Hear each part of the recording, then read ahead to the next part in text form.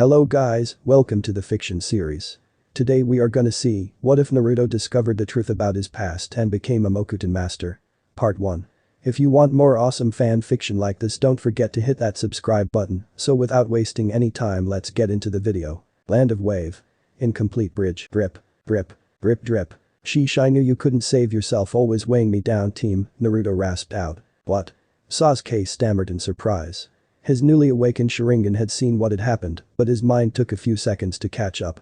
His expression turned to shock when he saw Naruto covered in senbon needles. Now get that lame expression off your stupid face, the Uzumaki managed weakly. Why? Sasuke asked, not knowing what else to say. I used to hate you, you know, Naruto said as he felt his strength leaving him. Then why did you should have minded your own business. Sasuke shouted at him. How should I know? My body just moved on its own, Naruto gasped out before he fell back, and Sasuke caught him. You're going to be fine, Naruto, just don't move, Sasuke said, trying to reassure them both. Naruto just scoffed with a wince. I swore I wouldn't die until I became Hokage. I thought my oath would save me, but don't you dare die here, Sasuke. No, Sasuke thought as tears cascaded down his face. In that moment, Uchiha Sasuke's eyes changed again. Without any sign of hesitation, he sacrificed himself to save you. He was a shinobi worthy of respect, who in order to protect someone he cared about, threw himself headlong into what he knew full well was certain death. Is this the first time you've seen a comrade die? Such is the way ninja exist, the masked nin a few feet away stated. Shut up, Sasuke's voice was low as the air around them suddenly became heavier. I won't forgive you, he said with shaking fists at his side. He turned suddenly with his Sharingan spinning and changing, the pupils shifting into a helix-like pattern. Amaterasu.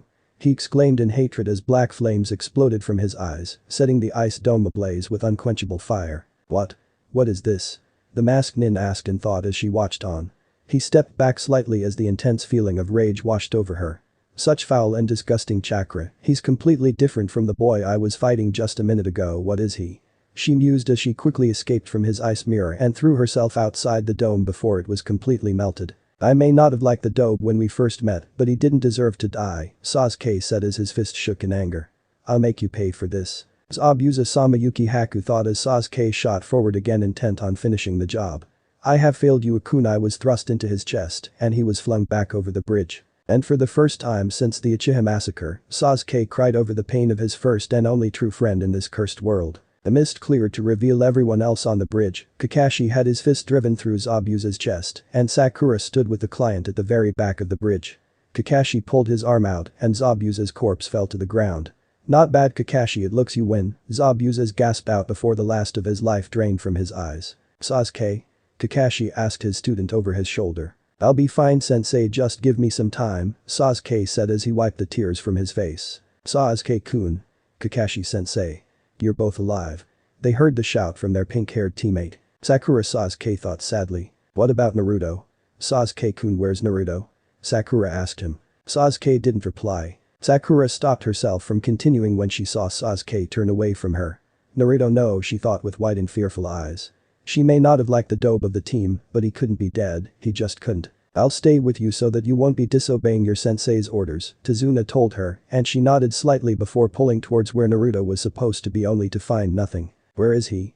Sakura asked as Tazuna turned away in guilt. I think he may have fell in the water, Tazuna answered as he cast a look at the nearby edge of the bridge. Don't hold back for my sake, there are times when it's right to give in and shed honest tears, Tazuna told her sadly. I always got perfect scores on all my tests in school. I memorized each and every one of the 100 rules conduct for a ninja. I used to write them out of pride. We had a test one week and the question was, what is the 25th rule of shinobi conduct? Just like always, I wrote it down. No matter what happens, a true shinobi must never ever show their emotions. The mission is the only priority, carry that in your heart and never ever shed any tears. By now she was openly crying. So this is what a shinobi is, it's unbearable, Tazuna thought as he closed his eyes. So Zabuza failed, huh? No matter, I wasn't really going to pay him anyway, a voice spoke from the end of the bridge. Beto? Tazuna asked in surprise as he saw the businessman and the large mercenary force he had at his side. Ninja are so expensive these days, that's why I always hire Nukenin, they're easier to dispose of after the job is done. Though I had hoped a few more of you would have died, can't be helped I suppose, Gato mused before pointing his walking stick towards them. Kakashi, Sasuke spoke up with a dark tremor in his voice and the Mangekyo Sharingan spinning wildly in his eyes. Look after Sakura and Tazuna for me, he whispered before purple chakra exploded from his body and took the shape of a large spiritual warrior. Susanoo. Wait Sasuke. Kakashi called, but he was too late as Sasuke materialized a bow and launched a large chakra arrow right at Geto. Was that the Sharingan? What happened? Geto barely registered the attack before the arrow tore through his rather large stomach, tearing in two. Run for your lives. One of the mercs shouted as they all scattered, trying to flee from the large ethereal warrior. Pain. Kikaku no Jutsu. Sasuke exhaled a large red fireball down on the bridge, blanketing the area where the mercenaries were located. They all screamed as they were all burned alive, but some were able to jump into the water below to stuff out the flames. Sasuke dropped to one knee as the chakra construct dissipated. What happened, Sasuke? Kakashi asked him upon seeing his eyes. Sasuke deactivated the Dijutsu a second later and took a deep breath to awaken the Mangekyo Sharingan, the next stage of my clan's Dijutsu. I had to kill my best friend. What happened? Kakashi questioned again. I couldn't save him, Sasuke trailed off not knowing what else to say. Damn it, Kakashi gritted out. I'm sorry sensei, it looks like I failed again. The two walked to where Sakura was still crying and they all took a moment of silence before the villagers arrived led by Inari. Kakashi took a look back at what was left of Geto's corpse and proceeded to seal Zabuza in a scroll. The copy nin turned to his team and finally spoke. Let's get out of here. Land of whirlpools. Underground complex. Pain was the first thing he felt as he started to regain consciousness, though this time he didn't mind the pain.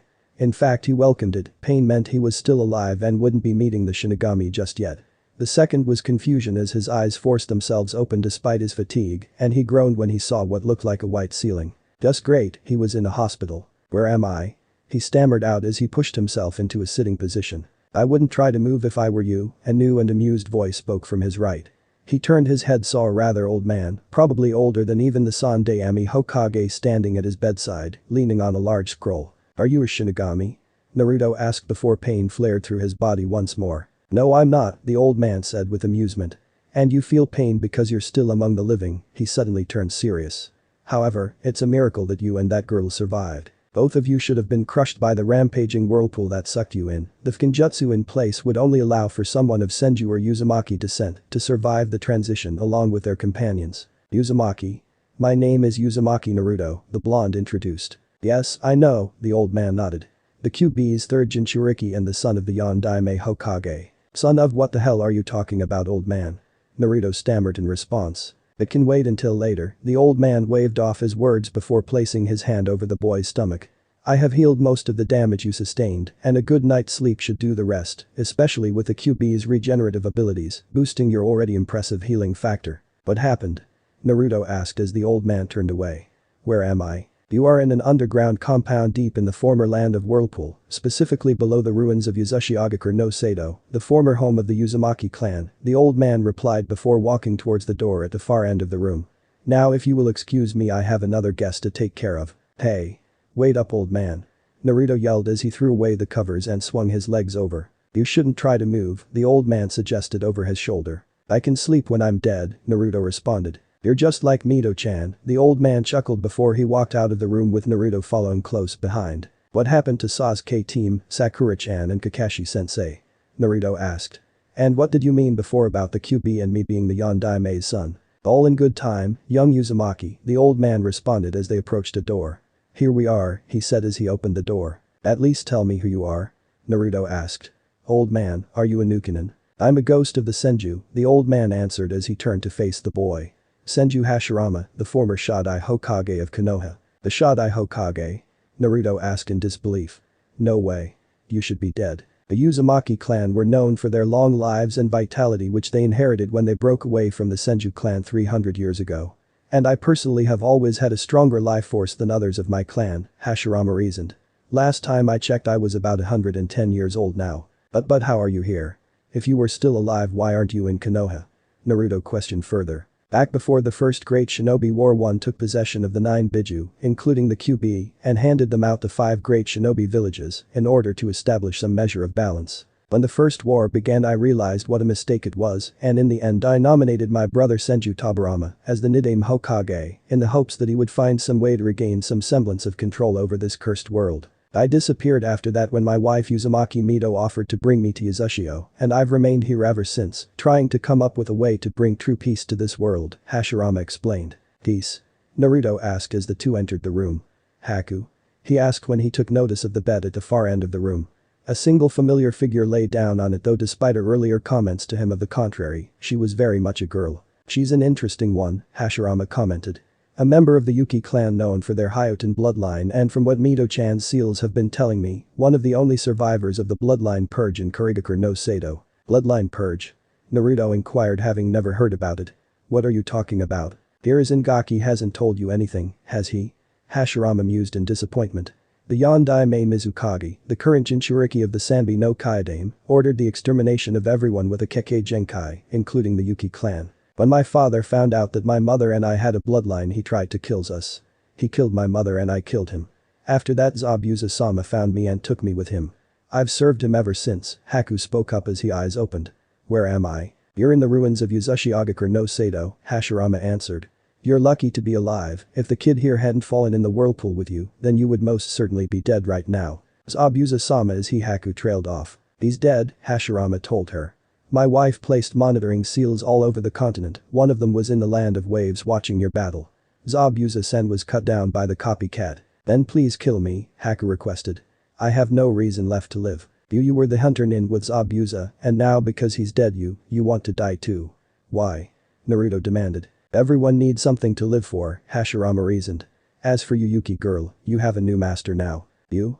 Haku asked confused. No, not me, Hashirama shook his head in amusement. I mean the young Uzumaki here, he said as he gestured to the Kyuubi Jinchuriki. Me? Why me? Naruto asked surprised. I don't want a servant. Well, you've got one now, deal with it, Hashirama waved off his concerns as he pulled out a chair and sat down.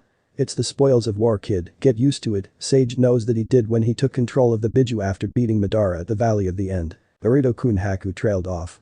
My new master. Now, I believe you had some questions for me? Hashirama inquired. I want to know what's going on, Naruto said clearly. Are you sure you wish to know? Hashirama asked. You may not like the answers. Yes, Naruto nodded. You said something about Jintoki or something. It's pronounced Jinchuriki, it's a word my wife invented and used to describe those with Biju sealed within them, Hashirama explained. 80 years ago, shortly after the clan wars ended and the shinobi villages were founded, my rival Uchiha Madara left Konoha and used his Sharingan to take control of the Kyuubi no Yoko. He and I fought what basically amounted to a death match at the place now known as the Valley of the End. After I defeated both Madara and the Kyuubi, my wife sealed the fox inside her own body to keep it from falling into the hands of the Uchiha clan. You defeated the Kyuubi and someone who was powerful enough to control it. The scale you're talking about is Naruto trailed off. By the standards of today, what Madara, the Kyuubi and I were capable of was almost inhuman. Even today a lot of people recognize that we were in a league of our own, Hashirama continued. In fact, most regard my strength as that of legend and myth, like the tales of the Rikiden Sennin, the founder of the shinobi world. You're Hashirama-sama? Haku questioned with widened eyes. The Shodai Hokage. If you require proof, then Hashirama said in amusement as a wooden pedestal rose from the ground at his side. Mokuton. Haku trailed off at the sight. When I infuse my Yoten chakra into my Mokuton jutsu, I am able to suppress and control the Biju, Hashirama said with a smile. My wife kept the Kyuubi locked away, and my power constantly suppressed its influence until we parted all those years ago. Can you help me control the Kyuubi? Naruto asked hopefully.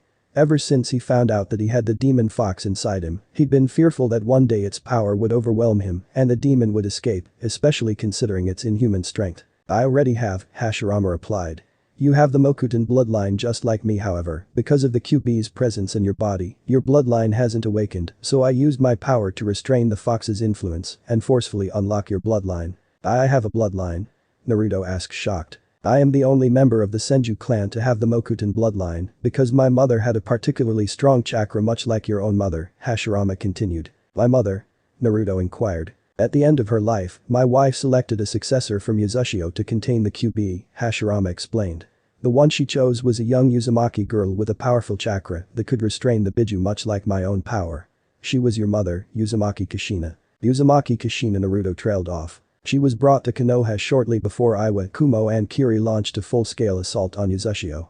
Konoha and Uzushio were allies, but Konoha abandoned Uzushio and left them to die, especially now that they someone who could recreate the Uzumaki clan in Konoha, Hashirama finished bitterly. Izanagi was the one who gave the order to leave Uzushio to fend for themselves. Mito and I have never forgiven him since. I don't believe you. There's no way the old man would do something like that. Naruto shouted. Really? What if I told you he and the elders, my brother's former students, ordered the extermination of the Uchiha clan only a few years ago? Hashirama shot back. What? Naruto asked. The thing about the Senju, Uzumaki and Uchiha clans is, we're all distantly related to each other.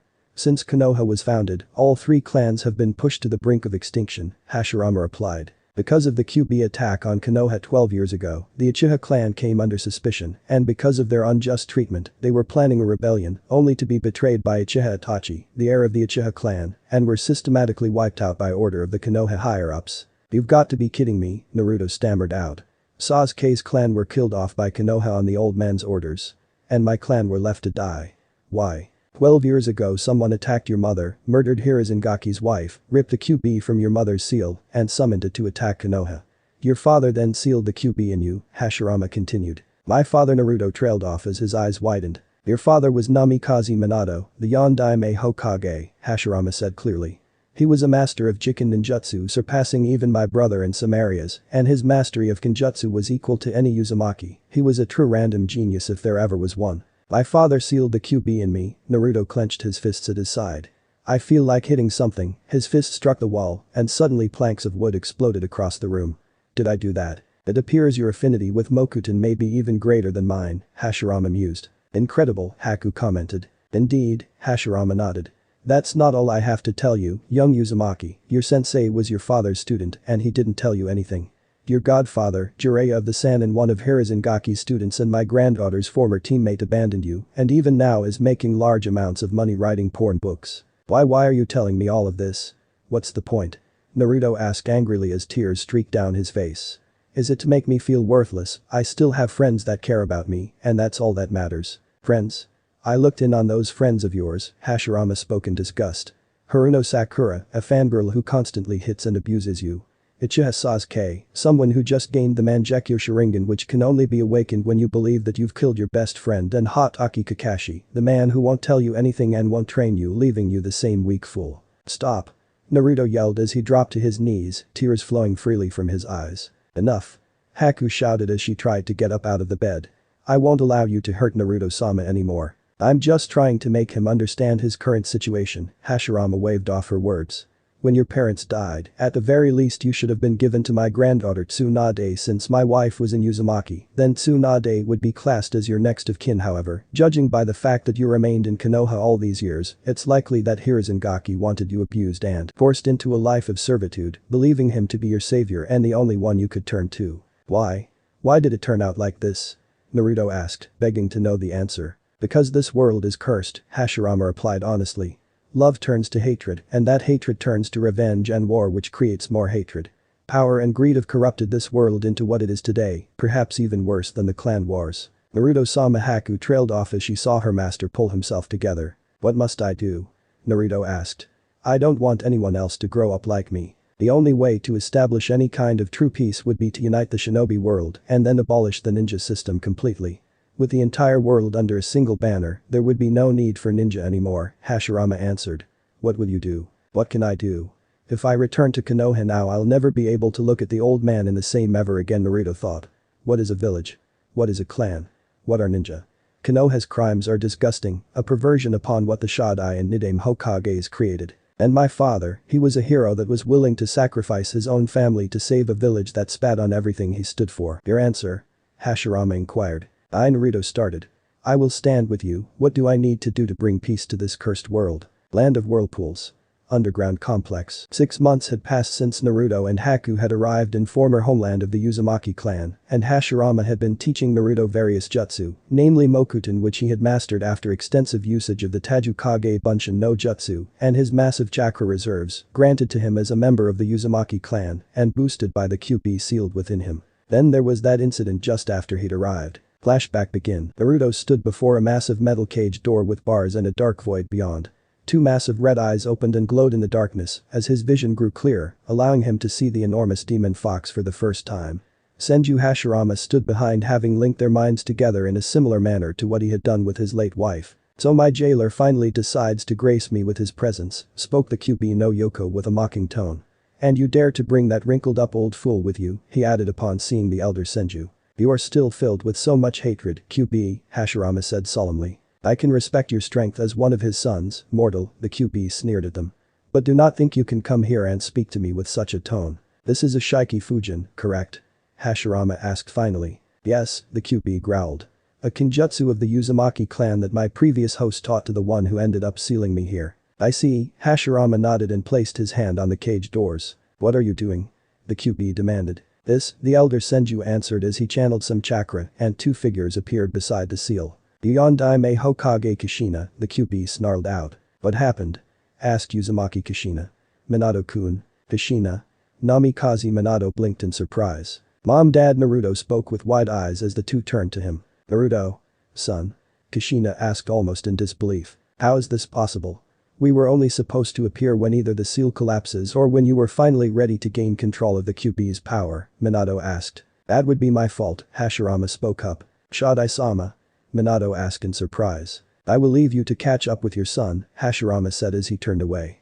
He is strong and will gain control of the QP without you. Spend your last moments in this life with the son you never had the chance to know, he will handle the rest just like you believe he will. I thank you, Minato bowed in gratitude for getting the chance to get to know his son without worrying about the QP breaking free. Flashback end. After 6 months of almost non-stop training using the Tajukage Bunshin no Jutsu to create upwards of 2,000 shadow clones a day, he was able to master his father's Hiraishin no Jutsu and Rasengan, along with incorporating his wind affinity into the Rasengan to make it even more powerful. That coupled with his Mokuton bloodline and massive chakra reserves would possibly make him one of the strongest shinobi alive. You wanted to talk to me? Naruto asked as Haku stood at his side. Yes, a bedridden Hashirama replied softly. I don't have much time left in this world and there is one last thing I must tell you before I pass on and meet Mito-chan again. What is it? Naruto asked sadly. When I chose Tobirama as the Nidaime Hokage and left Konoha, I found Madara's discarded Mangekyou Sharingan. I had them implanted and it evolved into an eternal Mangekyou Sharingan. In the beginning nothing happened besides the fact that I gained the Dijutsu's abilities however 9 years ago the eyes evolved into the Rinnegan, Hashirama explained. Rinnegan?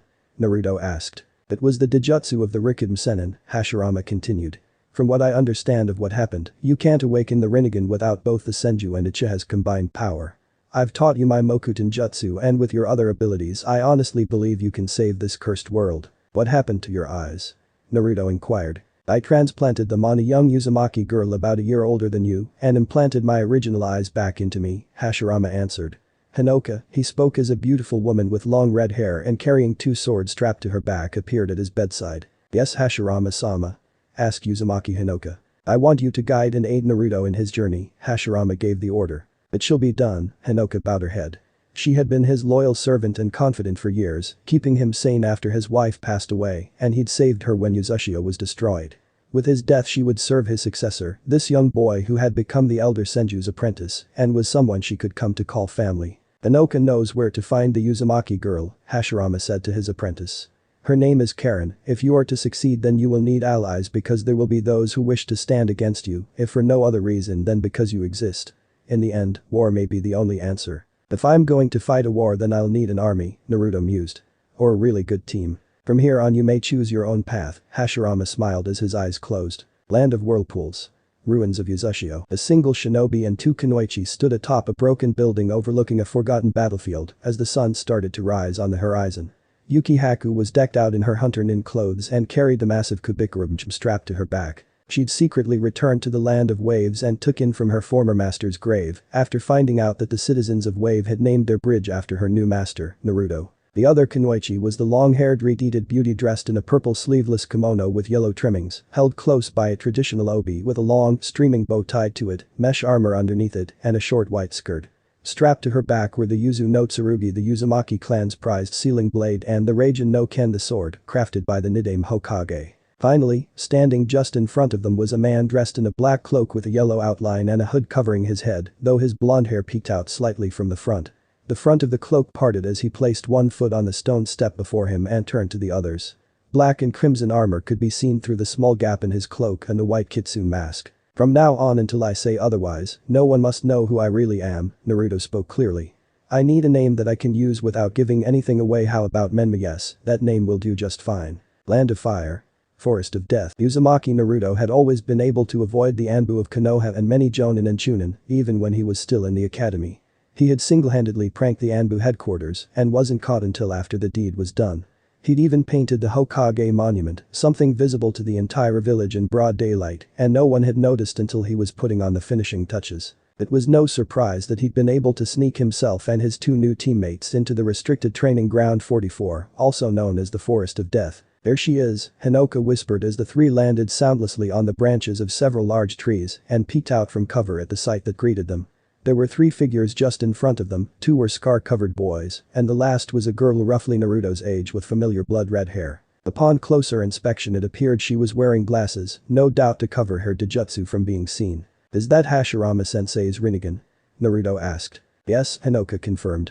He transplanted them on her when she was still a girl, after soon a ninja raided her home village and killed her parents.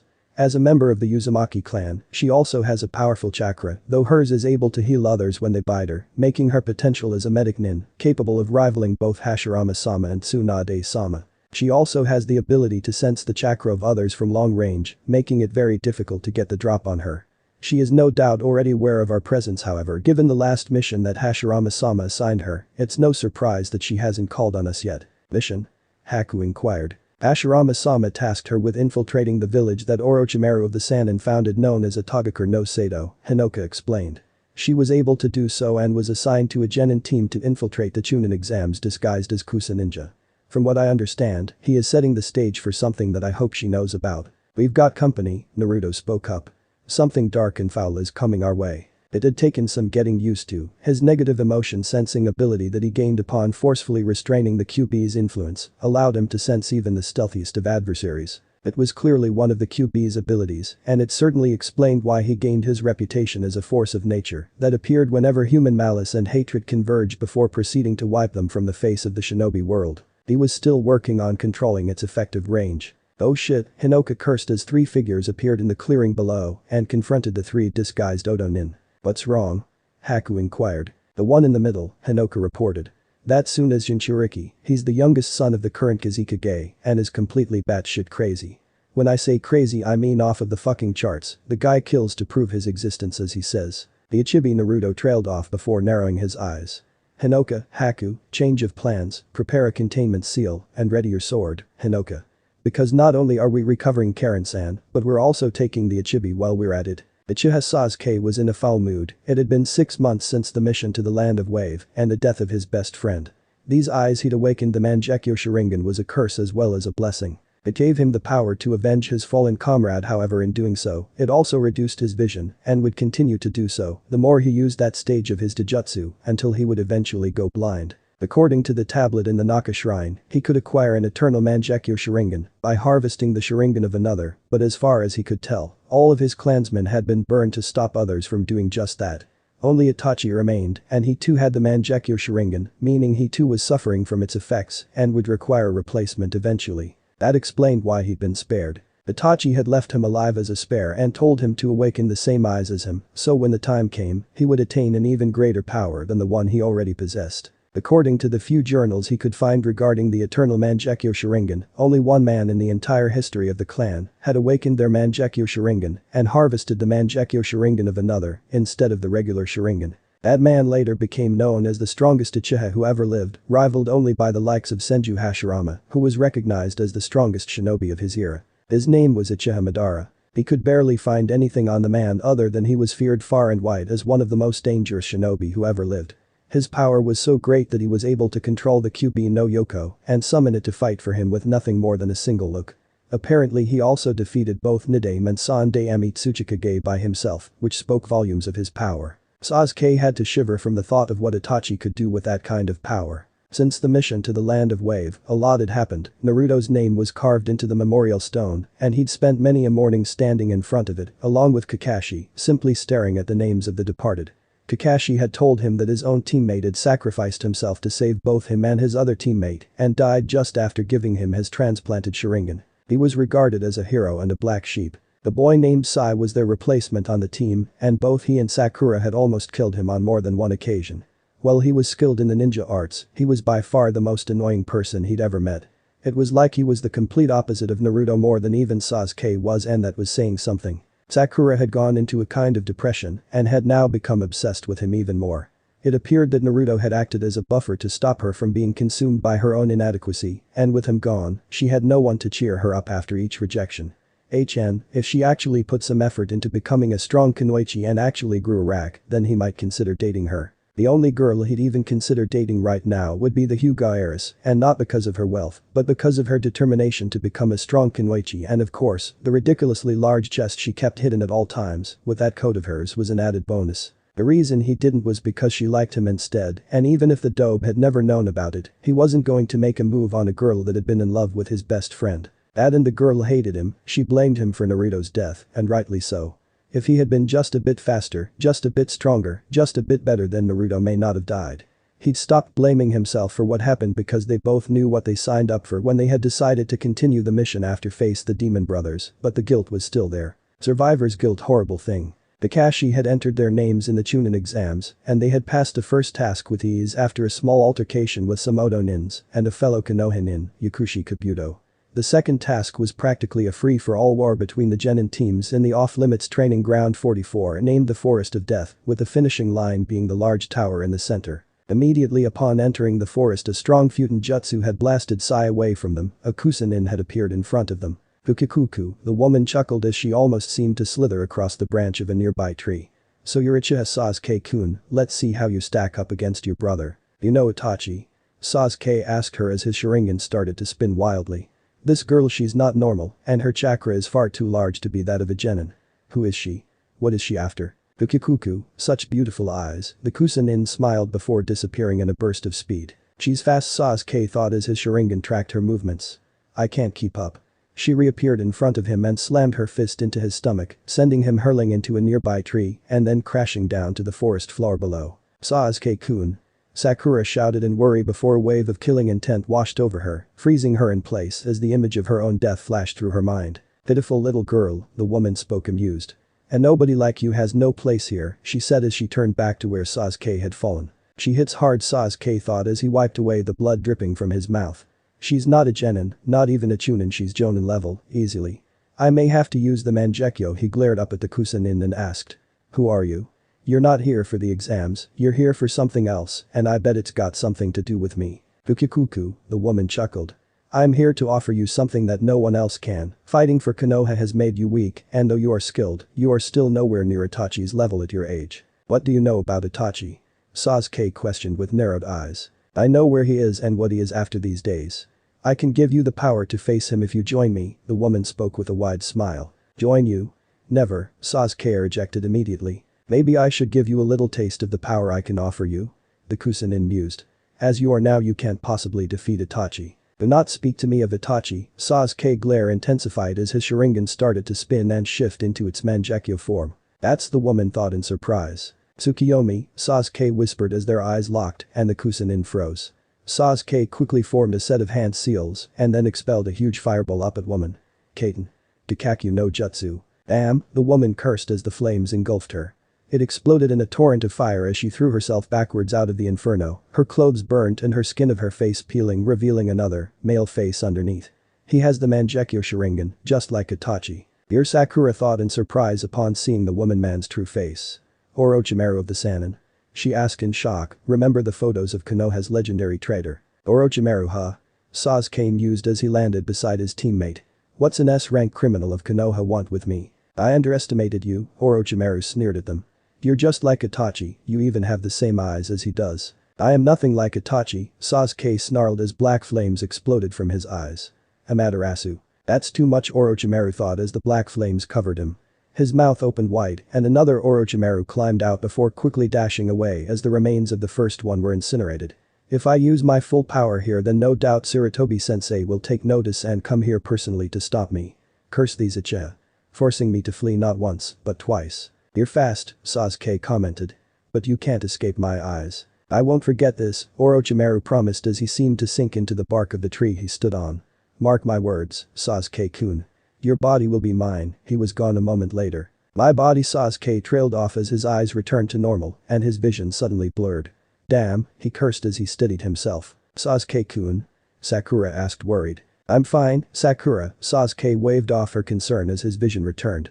Let's find Sai and find a scroll we can use to finish the task. Uzumaki Karen had always been special. When she was young her home village was attacked and destroyed by Suna, resulting in the death of her family.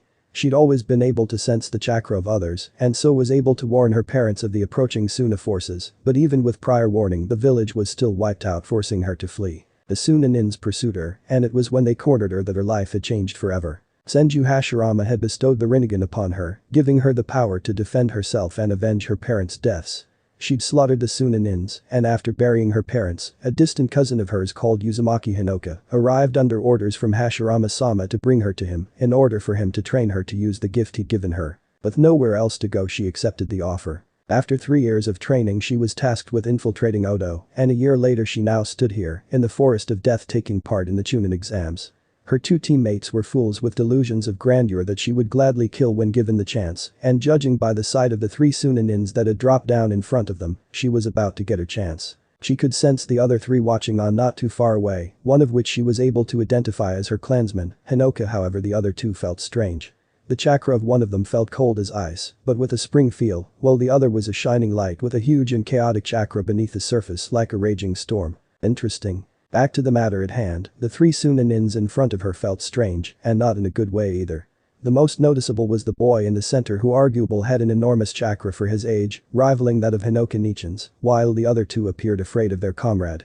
Like the one with Hinoka, this boy also had a second chakra that was bumbling just below the surface. The killing intent he was leaking was also a giveaway of his intentions. "Give us your scroll, sand trash," spoke one of her stupid teammates. Ara the blonde Suna Kunoichi trailed off as she stared worriedly at her brother. Tamari, the other Suna shinobi, whispered to her. "Don't," he warned. "But Kankuro," Tamari said back. "You know we can't stop him," Kankuro muttered sadly. "Sabaku kick," Gaara spoke calmly as sand exploded from the ground and grabbed hold of the one who demanded something of him. "What the hell?" The Odo nin shouted in shock and fear as the sand encased him. "Sabaku SMSM," a look of glee appeared on Gaara's face as he raised his hand and clenched it into a fist. The sand imploded, crushing the captured Odo nin and splattering blood all over the ground. "No way," the other Odo nin stammered in fear as he fell backwards onto his rear and tried to push himself away. "Impressive," Karen commented as she appeared behind her last teammate. "Well, since you just killed one of my teammates I can no longer pass this task, so I think I'll stop playing around." "What? Karen?" her former teammate asked as she grabbed his head and pulled. "Ningendo," Karen whispered as she ripped out the Odo nin's soul and threw it away without a care to the surprise of the 3 Suna nins. "What the hell was that?" Kankuro asked. "He was your own teammate and you just killed him." "Why?" Tamari questioned. "Oh please," Karen rolled her eyes in disgust. "My allegiance lies elsewhere." She then took off her glasses, revealing her grey rippled eyes. "Now to deal with you 3. You will prove my existence," Gaara spoke clearly as sand spiraled around the Uzumaki Kunoichi. "Sabaku kick. This trick again, huh?" Karen mused as her eyes glowed. "Sabaku SM," Gaara started. "Dendo." "Shinra Tensei," Karen spoke calmly as the sand shifted and was repelled away from her to everyone's surprise. "So weak," she commented as she raised her. "Tendo." "Bansho Tenin." The moment her words left her lips, Gaara was pulled towards her. "Ara." Tamari shouted in worry as she swung her large metal fan. "Futon." "Kamitachi no Jutsu." She bellowed as a gust of wind shot at Karen. "Bakito." "Jutsu Kikken," Karen whispered as she brought her other hand up and seemed to absorb the wind blast. "How did she?" Tamari asked in surprise at seeing her jutsu be rendered useless. Faster than they could see, Karen's fist shot out as Gaara was pulled towards her and struck him across the jaw, shattering his sand defenses and sending him rolling across the ground. Quickly getting over his shock at seeing his untouchable brother being beaten like one would an insect, Kankuro quickly sent Karasu to attack the Uzumaki Kunoichi. "Shirado," Karen spoke as her arm seemed to detach, revealing a long tube-like machine where blood and organic tissue were supposed to be. The inside of the tube glowed green before a blast of chakra exploded from the barrel, tearing Karasu in 2 and scattering its remains around her. "What the hell is she?" Kankuro asked in surprise. "Is she some kind of human puppet?" "My jutsu are useless against her." Kankuro just lost Karasu, and Gaara was just hit for the first time ever. At this rate Gaara may actually release that creature, Tamari thought with mounting fear as a wave of killing intent and utter insanity washed over the area. "That chakra." Karen trailed off before narrowing her eyes. "Jido." "Chikurakusari." She called out as multiple chains of chakra exploded from her back and dug into the ground behind her. They exploded upwards around Gaara, who was encased in sand that had taken the shape of a monstrous human-sized raccoon, before wrapping around him and pulled him down to the ground. The demonic chakra drained away and the sand fell lifeless, revealing Gaara's unconscious form. "No way," Tamari stammered in surprise. Suddenly two senbon struck her in the neck and she fell lifeless to the ground. Damari. Kankuro shouted in worry before he was struck on the back of the neck and fell limp. So that's the power of the Rinnegan, Naruto commented as he dropped down with Haku and Hinoka. I was wondering when you'd make your appearance, Karen responded. We should leave before someone decides to investigate the demonic chakra this guy released, she nodded towards the motionless Ichibi Jinchuriki. Not yet, Naruto countered. Hinoka. Fuin. Kai. Hinoka exclaimed as she released the seal containing the Ichibi. Here we go, Hinoka whispered as she unsheathed the Yuzu no Tsurugi and impaled Gaara through the back before quickly pulling the blade out and quickly placing sword in the nearby kettle she'd unsealed. The demonic spirit was ripped from Gaara's body and was soon pulled into the kettle, imprisoning it within. Kenjutsu. Arashi Fuin, she whispered as the Ichibi was sealed. It's done, she declared. The Jinchuriki huh? Naruto asked as he gazed down at the now deceased Sabaku no Gaara. He doesn't deserve to die like this. You mourn the enemy? Karen asked confused. I'm a Jinchuriki too, Naruto responded. I know how it feels like to be hated and despised because of what I am. I wouldn't wish our fate on anyone no matter who they are even if it isn't so bad anymore. Very well, Karen nodded in satisfaction. Jido. Rinne Tensei no Jutsu, she formed a hand seal, and Gaara's body suddenly glowed green as the life suddenly returned to his body. That jutsu is always exhausting, she commented suddenly out of breath. The resurrection technique. Naruto mused. We should get out of here, Haku spoke up. Agreed, Naruto nodded and held out his arms. Everyone, grab on, he told them, and they quickly grabbed hold of his arms. Hiraishin no Jutsu, they were gone a moment later. Land of Wind. Suna Kizikage Tower. The Yondaime Kizikage was a very angry man when the Jonin assigned to train his 3 children reported what had happened to him. At first he didn't believe what he'd been told, but that disbelief soon changed to anger when he realized that not only did he lose the Ichibi, but also that it was now in the hands of an unknown. Are you telling me that not only was Gaara defeated, but Shukaku was taken by some genin child from some backwater village? The Kizikage shouted in outrage. Yes sir, Baki confirmed. Gaara is alive, though no one is sure how that is possible, least of all Chiyo-Basama. The Ichibi's previous Jinchuriki both died when Shukaku was removed from their bodies, the Kizikage said through gritted teeth and leaned back in his chair. So where do we stand? Gaara still has control over sand, and his automatic defenses seem to be intact despite no longer containing the Ichibi. However, without Shukaku he will not be able to release it during the Chunin exam finals in 1 month, Baki reported. This is a disaster, the Kizikage gritted out. Without a Biju we cannot hope to attack Konoha with any hope of victory. With all due respect, Kizikage-sama, Baki bowed his head. From what Yakushi Kabuto has told us, Konoha has recently lost their Jinchuriki, leaving them weakened. Even without the Ichibi, Gaara is still a formidable opponent and can easily kill anyone that challenges him. Do not underestimate Konoha, the Kizikage told him.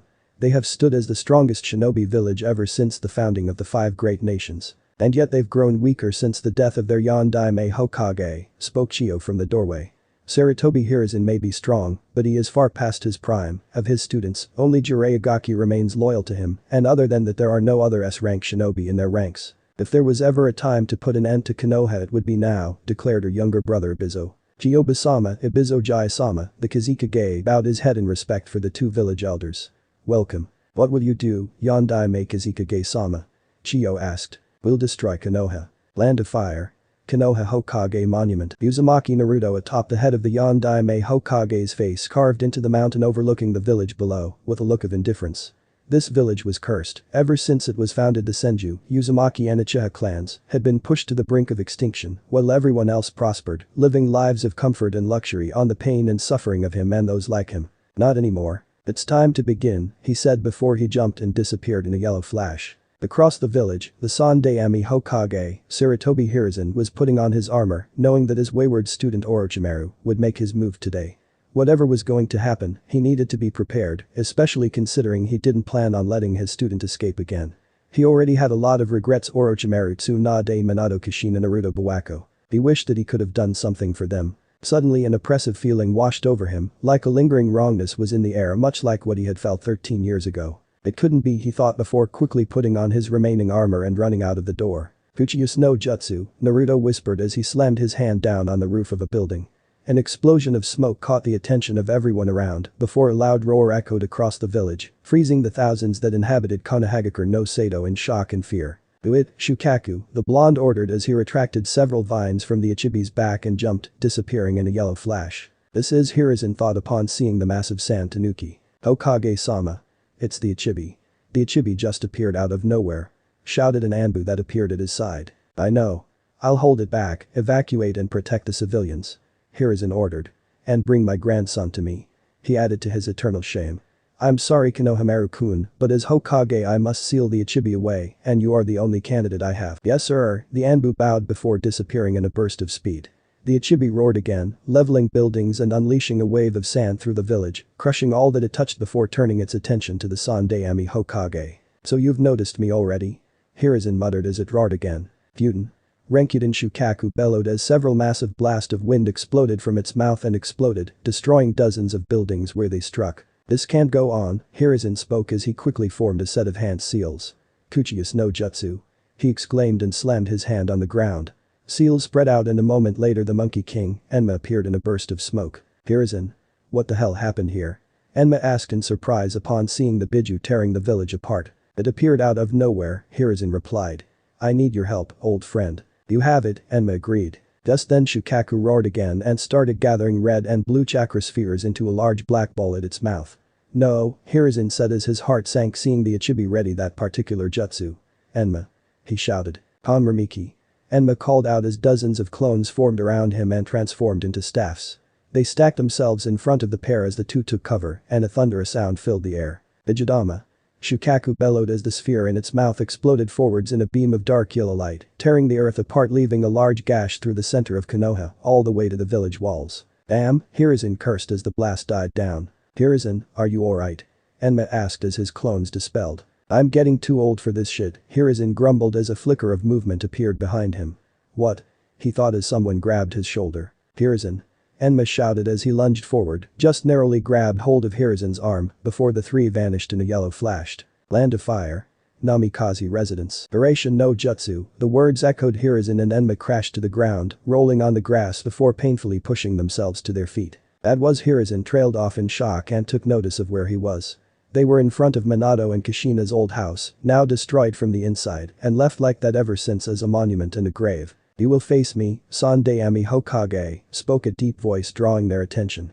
Naruto stood straight as his cloak waved in the wind and his mask shined with morning light. Who are you? Hiruzen questioned. How do you know the Hiraishin no Jutsu? The name is meaningless to you, Naruto said calmly. Call me Menma, I am the savior of this world. Savior Hiruzen trailed off confused. Don't take me for a fool, you can control the Ichibi, you set it loose on Konoha and know how to perform the Yondaime Hokage's signature Jiken ninjutsu with enough skill to get the drop on me. You aren't any ordinary shinobi though judging by your height I would say that you are still a child, he commented. Though he may just be short like Inoki. I am the one who will bring about peace to this cursed world, Naruto declared. Hiruzen, Enma spoke as he made a hand seal. Talking won't do anything here, he transformed into a staff a second later. Henge. Kongnaioi, his summoner grabbed hold of the staff and twirled it round before settling into his Bijutsu stance. It doesn't matter who you are, Hiruzen declared. As an enemy of Konoha you will be stopped here before you can do any more damage. We'll see about that, Naruto said before throwing a familiar three-pronged kunai at him. Hiraishin no Jutsu, he reappeared beside Hiruzen and drove a blue chakra ball into his stomach. Rasengan. Hiruzen's body suddenly blew apart into a splatter of mud. He's fast for an old man, I didn't even see him switch with the mud clone. Oten. Dorik Taiga, Hiruzen spoke from behind him as the mud at his feet shifted and dragged him towards the wall surrounding the former Yondaime's residence. Doten. Directen, a dragon head appeared and spat out mud at the masked blonde. Kaiten. Correcten. He exclaimed as he spewed a stream of fire into the blasts of mud, setting them ablaze. Not bad for an old man, Naruto thought as he quickly formed a set off-hand seals. Mokuton. Makajimiki, wood shot up from the ground and locked into place, creating half a dome in front of masked blonde. That's Hiruzen thought in surprise. He has the Mokuton bloodline just like the Shodai Hokage, he narrowed his eyes. Are you a Senju? I am the inheritor of the will of fire, Naruto replied simply. Konoha betrayed everything that the Senju stood for and will vanish from this world for their crimes. This one is dangerous, Hiruzen mused. No wonder he was able to control the Ichibi, he has the Mokuton bloodline just like Hashirama-sama. Mokuton. Deijirin no Jutsu, Naruto said as he thrust his right arm out. It quickly changed into a large wooden tree which shot right at Hiruzen, swatting the flames away as it sprouted branches that quickly descended upon the old Sarutobi. Though he lacks Hashirama's raw power much like Tenzo, Hiruzen deduced as he narrowly evaded the assault and quickly jumped away. Someone who knows Hashirama's and Minato's jutsu is too dangerous to let live. If I don't stop him here he will no doubt destroy Konoha and possibly the rest of the world too. Mokuton. Makusatsu Shibari no Jutsu. Naruto exclaimed as large wooden columns rose from the ground and interlocked around him, prevent his escape. Heitan. Karakenden. Hiruzen called out as he exhaled a large blast of flames from his mouth that quickly incinerated the wooden bindings. He jumped back and landed on the outer wall of the destroyed house. This is about my limit, Naruto thought as his eyes narrowed behind his mask. I still need to master the level 2 Hiraishin no Jutsu before I can reach Dad's level, and my chakra control isn't good enough to start throwing around Hashirama-sama's more powerful jutsu. If I use the QB he'll know who I am and that's something I don't want getting out. Everyone thinks I'm dead so no one is looking for me, but if I want to keep the fact that I'm alive a secret I mustn't use the QB's power. I won't let you do as you please anymore, Hiruzen declared as he readied his staff. No, that's enough, Naruto said as he took a step back. I'm done here. What do you mean? Hiruzen questioned. I wanted to test myself against a god of shinobi that is supposed to be the strongest shinobi alive, Naruto replied. From what I've seen you're long past your prime so I no longer have an interest in the situation. I will not let you just leave, declared the Sandaime Hokage. Try and stop me, Naruto challenged before disappearing in a yellow flash. Hiraishin no Jutsu. He said his name was Menma, Hiruzen thought. If he is still a child that means he still hasn't realized his full potential yet, it's only a matter of time before he surpasses me completely, and I may not be here to face him next time despite his strength, even he could not fight the passage of time. No, there is always a way. I just pray you can forgive me Konohamaru-kun. He turned and jumped into the trees, heading towards Konoha. Land of Fire. Konoha Hokage Tower. Uzumaki Hinoka and Yuki Haku had infiltrated the Hokage Tower and quickly made their way through the hallways towards the Hokage's office. When Naruto had summoned the Ichibi in the center of Konoha, all of the shinobi in the tower had immediately gone out to either fight the attacking Biju or evacuate the civilians from the battlefield, leaving the tower deserted. Here it is, Hinoka said as they opened a wall safe to the side of the office. I can't believe the Hokage kept it here, even after Naruto-sama stole it the first time, Haku commented as the Uzumaki Kunoichi lifted out a large scroll from the safe. Only 3 people knew it was here, Hinoka reasoned. The Hokage, Naruto-kun and Orochimaru. Naruto-kun? A voice asked in surprise and hope. Who's there? Hinoka demanded as they turned swiftly. You said Naruto-kun, spoke a girl with lavender hair and wide eyes. Did you mean Uzumaki Naruto? It's times like these that I wish Karen Dono would scout out the area, Hinoka muttered as Haku disappeared in a blur and reappeared behind the newcomer. Who are you? She questioned. Tell us now before we kill you. I'm Hyuga Hinata, the girl introduced as Haku held a senbon to her neck. Please.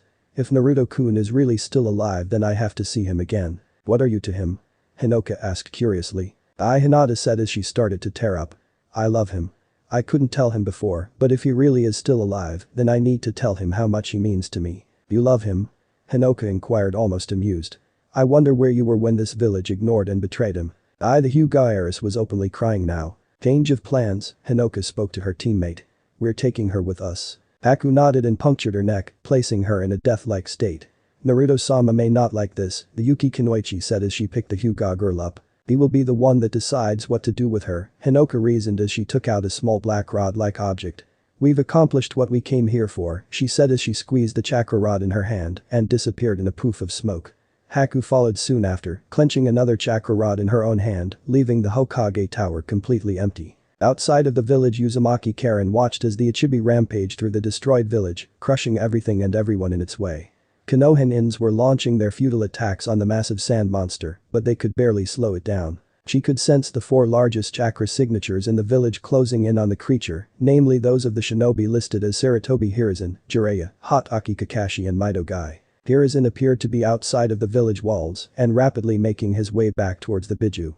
No doubt her benefactor Uzumaki Naruto had already confronted the aging Hokage and teleported them both away from the battlefield to have a bit of privacy. She admitted to feeling a little jealous when she'd heard that her now deceased master had taken another student, another member of the Uzumaki clan at that who apparently had her master's Mokuton bloodline. She'd come to accept that her master had plans in motion even after his death and both she and Naruto would be at the center of it. And it wasn't like she hated the blonde boy, in fact he seemed to grow on you and make it impossible not to like him. But there was just something about him that wasn't normal even by Uzumaki standards, and she wasn't talking about the QB sealed with him. He was something else, something more that she just couldn't figure out. Only time would tell. Her eyes narrowed as she felt Jiraiya appear at the edge of the village walls and charging up a considerable amount of chakra. No doubt he was about to summon something that could directly challenge the rampaging Biju. The others Kakashi and Guy were dashing towards Shukaku with a much smaller chakra signature that she didn't know following close behind. Could it be? Are they really planning to? Karen thought, only to stop as she felt a now familiar tug from the two chakra rods she'd created and given to Hinoka and Haku. Chikishim.